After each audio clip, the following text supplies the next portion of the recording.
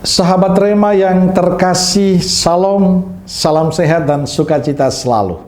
Berkah dalam. Sudahkah kita memberi senyum hari ini? Kamis 8 Agustus 2024. Gereja memperingati Santo Dominikus, imam dan pendiri Ordo.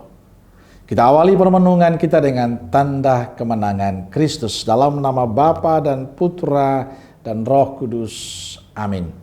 Permenungan kita diambil dari Injil Matius bab 16 ayat 13 sampai 23. Sahabat Rema yang terkasih, Yesus bertanya pada para muridnya, kata orang, siapakah anak manusia itu?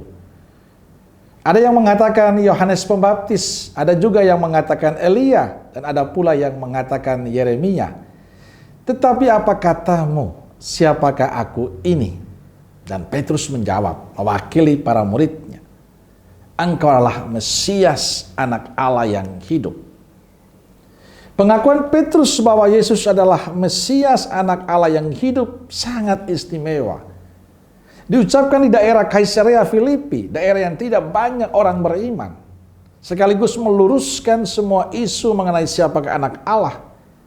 Yesus adalah Mesias, sang juru selamat. Sahabat Rema yang terkasih, pengakuan Petrus menandaskan ia mengenal Yesus. Ia tahu siapa dan apa yang dilakukan Yesus. Maka Yesus berkata kepada Petrus, Engkau adalah Petrus, dan di atas batu karang ini akan kudirikan jemaatku, dan alam maut tidak akan menguasainya. Pengakuan Petrus menjadi dasar berdirinya gereja. Gereja kokoh berdiri karena memiliki iman seperti Petrus. Engkaulah Mesias, Putra Allah yang hidup. Sahabat Rema yang terkasih, pertanyaan yang sama hari ini untuk kita, Anda dan saya. Siapakah Yesus menurut kita masing-masing? Siapakah Yesus menurut jawaban hatiku, pengalaman imanku? Bukan menurut kata orang atau bukan menurut apa yang kita baca, tapi menurut kita masing-masing.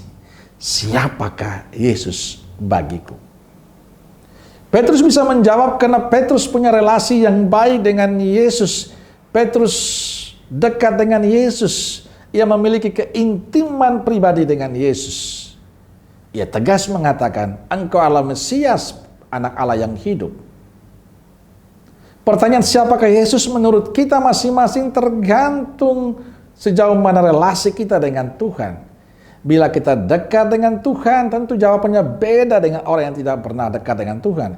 Bila kita punya relasi yang intim dengan Tuhan, mempunyai komunikasi yang setia dan tekun, tentu berbeda dengan orang yang tidak pernah berkomunikasi dengan Tuhan. Tapi yang paling penting hari ini, pertanyaan Yesus ini, hendaknya menggugah hati kita, menggerakkan kita untuk terus berjuang mengenal Yesus lebih dalam. Sehingga kita semakin beriman padanya. Kita yakin bahwa pilihan beriman pada Kristus adalah pilihan yang menyelamatkan kita. Dan saya percaya buah dari semuanya itu adalah kebahagiaan kita sebagai murid. Maka kita bangga pada Kristus. Maka kita perlu bertanya dalam diri kita, sejauh mana relasiku dengan Tuhan selama ini. Semakin kita punya keintiman dengan Tuhan, semakin kita berkomunikasi dengan Tuhan, percaya kita semakin mengalami sukacita, berkat. Kita semakin mengenal bahwa Allah itu hidup dan senantiasa memberkati kita. Amin. Semoga sahabat Rema yang terkasih diberkati oleh Allah yang Maha Kuasa, Bapa, Putra, Roh Kudus. Amin.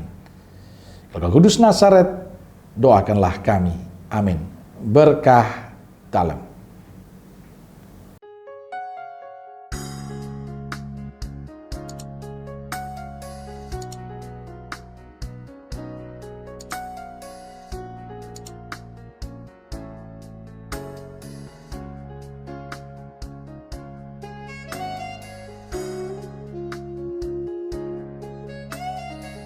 Sahabat Rema, sampai jumpa dalam program berikutnya.